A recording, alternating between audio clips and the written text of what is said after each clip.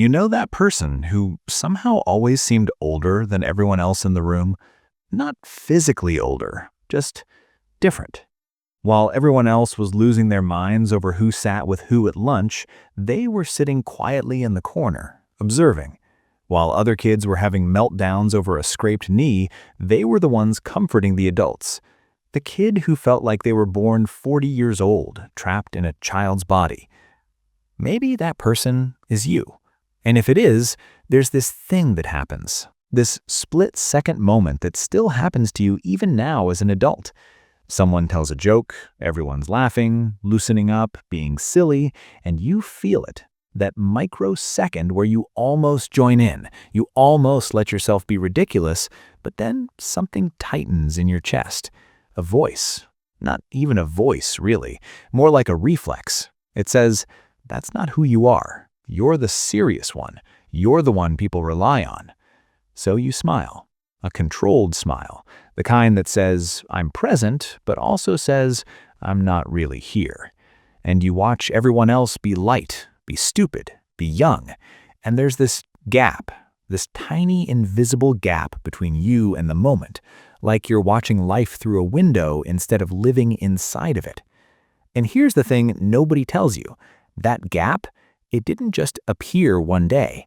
It was built, brick by brick, probably when you were 6 or 8 or 10, when someone needed you to be the calm one, the mature one, the one who didn't cry, didn't complain, didn't add to the chaos. Now look, society will tell you this is a problem. Therapists have a term for it, parentification, growing up too fast, lost childhood, all very tragic. And sure, maybe there's some truth there, but I want to offer you a different lens here. Because what if the thing you've been apologizing for your entire life, your seriousness, your hyper-awareness, your inability to just let loose, what if that's not a flaw? What if that's not something broken inside you? What if it's a superpower you developed before you even knew what superpowers were? Think about it. While other kids were learning to throw tantrums to get what they wanted, you were learning to read rooms. You were learning micro-expressions. You were learning that adults lie, that silence means something, that the air in a room changes 30 seconds before a fight breaks out. You weren't playing with dolls. You were studying human behavior like a tiny anthropologist. That's not weakness. That's survival intelligence. There's this concept in psychology called adaptive precocity. It's when a child develops cognitive and emotional skills far beyond their years as a response to their environment. Basically, your brain looked around, assessed the situation, and said, "Okay, childhood's a luxury we can't afford right now. Let's skip ahead." And you did. You became fluent in a language most people don't learn until they're 30, the language of responsibility, of consequence, of holding it together when everything's falling apart. Jung talked about this too in a different way. He said some people are born with what he called an old soul, but I think that's only half true. I think some people are made into old souls, not by the universe, but by necessity. You grew up fast because someone needed you to. Maybe a parent who was too young, too tired, too sad. Maybe a sibling who needed protecting. Maybe just a house that was too loud or too quiet, and you learned that the only way to survive was to become the stabilizer. Now, here's where it gets complicated though, because now you're an adult and everyone around you is finally catching up. They're finally learning emotional regulation, setting boundaries, going to therapy, reading self-help books. And you've been doing this since you were 9 years old, but nobody gives you a gold star for that. Instead, people look at you and say, "You're so calm, you're so put together, you're so serious." And it doesn't feel like a compliment, it feels like an accusation. Because here's the paradox. The world told you to grow up, so you did. And now the world is telling you to loosen up, be spontaneous, be fun, let go. And you're sitting there thinking, "I never learned how to do that. I skipped that chapter." So let's talk about what's happening right now. You're watching this video. Maybe you found it at 2 in the morning. Maybe you're procrastinating. Maybe the title just grabbed you. And there's a little voice in your head saying, "I should be doing something productive right now," because that's what you do. Even your downtime is negotiated. Even your rest has to be justified. But here's the loophole. This isn't wasted time. This is different from the mindless scroll. Because what you're doing right now is pattern recognition. You're looking for the words that explain the feeling. You're trying to find the framework that makes sense of why you've always felt like you're living life from the outside. And that's the difference. TikTok doesn't ask you to think, it asks you to consume. But you've always been the person who watches the movie and then spends an hour analyzing what it meant. You're the person who can't just vibe. You need to understand. That's not a flaw. That's intellectual rigor. That's the mind of someone who is trained from a very young age to see the layers underneath the surface. So let's talk about what you've been doing all these years. You've been performing maturity, performing stability, performing fine.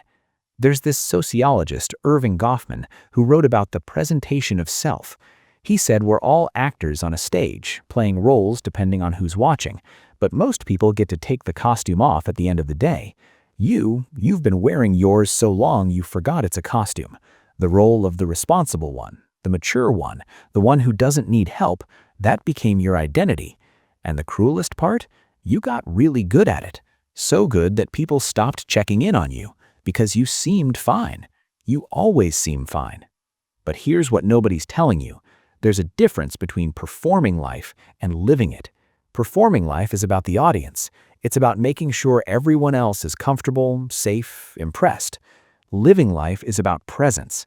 It's about actually being in the moment, not managing it. And I know what you're thinking, but if I stop performing, if I stop being the calm one, the mature one, everything will fall apart. And maybe that was true once, maybe when you were 10 and someone actually needed you to hold it together. But now the only person who needs you to stop performing is you. Let's talk about the quality over quantity thing. You've probably heard people say, I'd rather have 5 real friends than 1,000 fake ones.